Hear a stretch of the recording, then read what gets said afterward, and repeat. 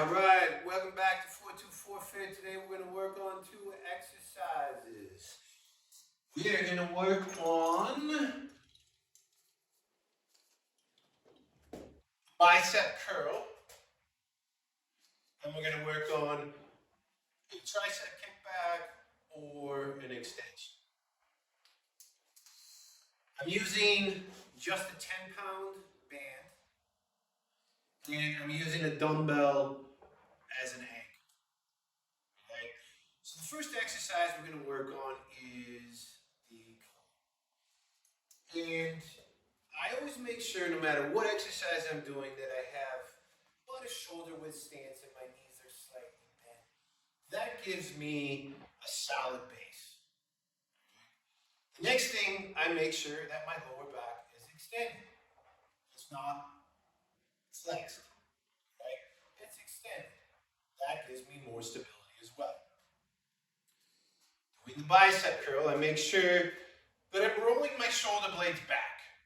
When you roll your shoulder blades back, you're going to feel that more in your bicep, your tricep. When I do my bicep curl, and it's the same for the tricep extension, I will not move my elbow at all. It doesn't move. Because once my elbow moves, I know you're moving your shoulder, and once that shoulder moves, I guarantee you're throwing your hips forward as well for momentum. The bicep and tricep, you really want to isolate. So make sure that elbow does not move. So I have a shoulder width stance. My elbows are tucked in. My lower back is extended. I roll my shoulder blades back, and I like this squeeze right here. When I come up, I hold that contraction for about a 3 count, 2 count, and then a slight release. I will not release all the way.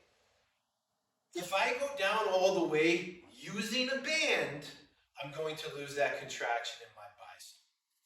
So it's almost like little micro pulses in there, right? So I don't have any resistance. Right about there I have resistance. I come up, I close the gap, I squeeze, and then a slight release. I come up, I squeeze for about a 3 count, and then I release. Now, that's a side profile from the front. I'm going to show you a trick. I'm going to show you how to get that nice little peak in your bicep. A lot of times when people curl, they bring their arms together. When they bring their arms together, their shoulders roll forwards and they lose that contraction in their bicep. So the trick is I want to use my bicep to roll my forearms out. All right? So it looks like this. When I come up, I'm not coming in. I'm coming up to my shoulders. I'm going to squeeze and I'm going to roll my forearms out using my bicep. And then a slight release and then come back up. I'm rolling my forearm out with my bicep and squeeze. All right? Now it doesn't look like much. I'm using a 10-pound yellow band, and beginners can do this. If you're even advanced, I will do this exercise at the end of doing my chin-ups and my dips. I mean, it is a great exercise to really focus on that contraction. So the next exercise, the tricep extension or kickback. Now, when I use the band, I love to use an underhand grip. I won't go overhand. And I'll use that underhand grip because it makes things harder. And I get a better contraction in my tricep.